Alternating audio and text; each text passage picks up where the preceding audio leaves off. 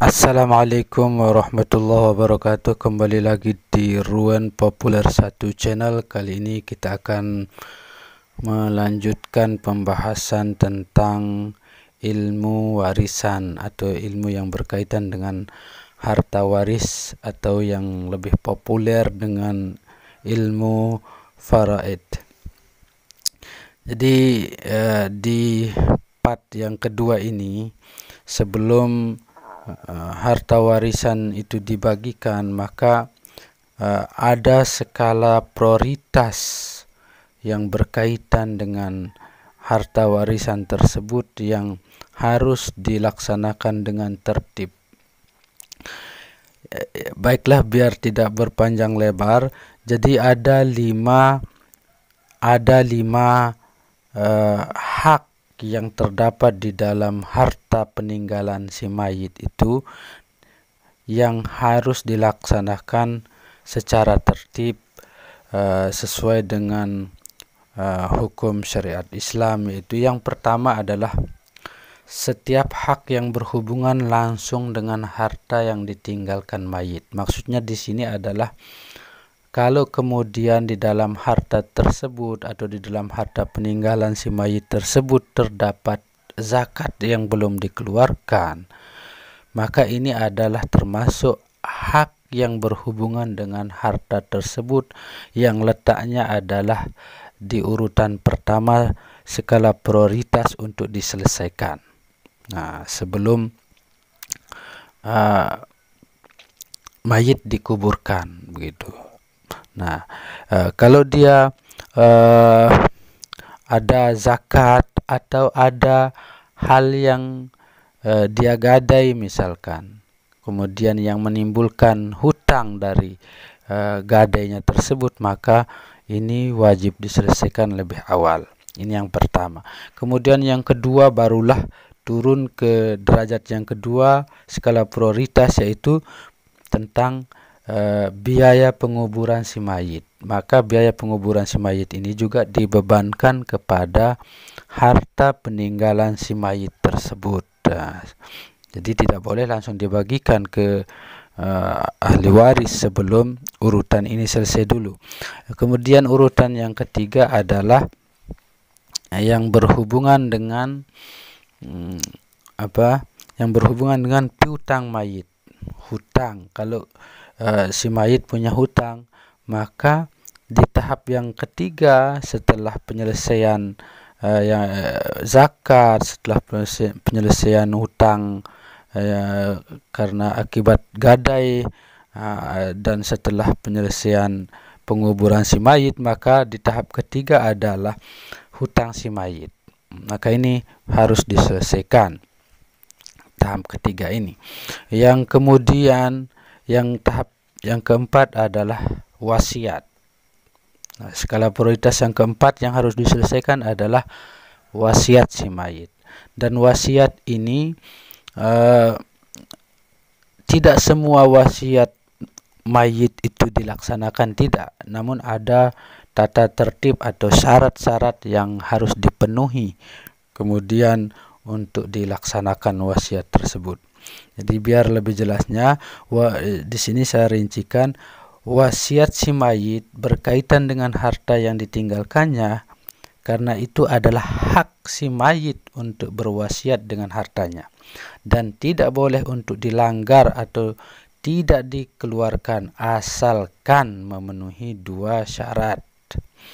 Syarat yang pertama adalah wasiat itu tidak boleh lebih dari 1/3 dari total harta peninggalan, dan jika lebih maka selebihnya tergantung dari kesepakatan ahli waris. Kalau sepakat, ya boleh dilaksanakan wasiat tersebut. Kalau tidak sepakat, maka tidak boleh dilaksanakan.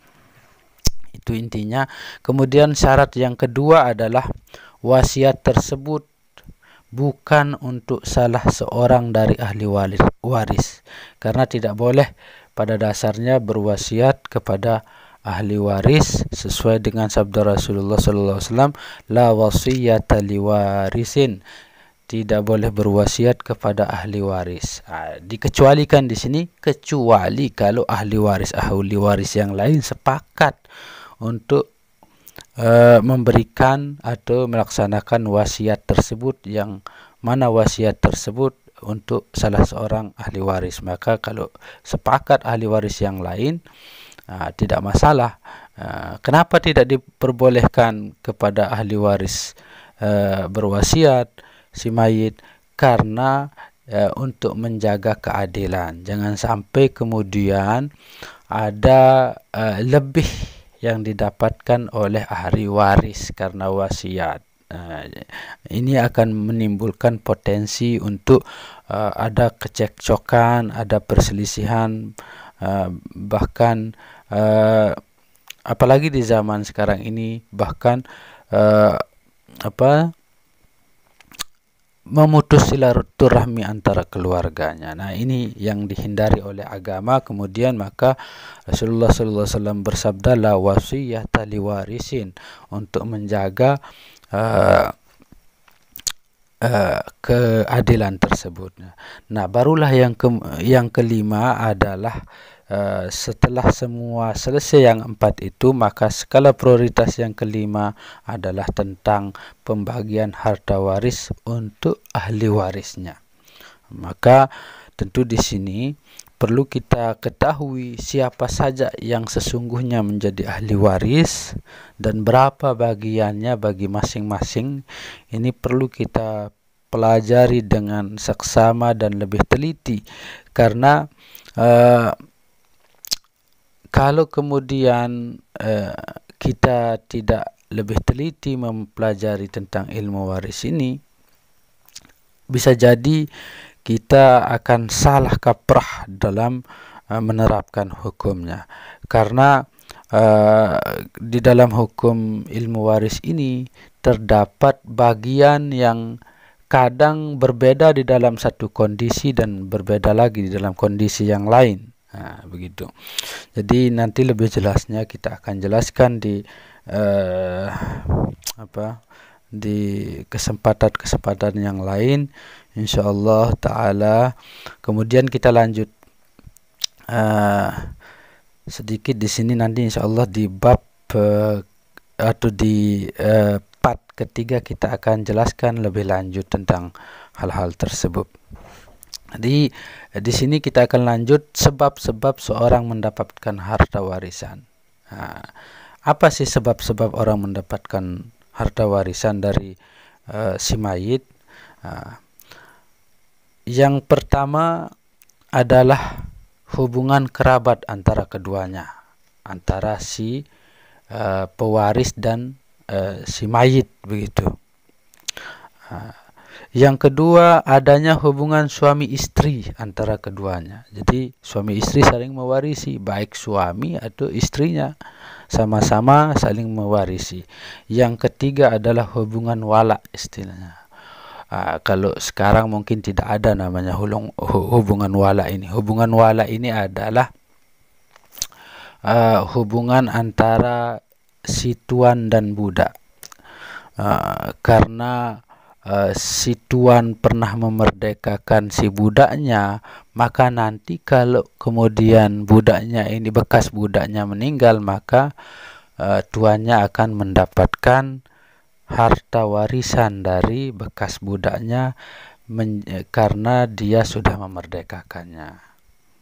Namun karena perbudakan sudah dihapuskan di seluruh dunia, maka ini dipastikan tidak ada.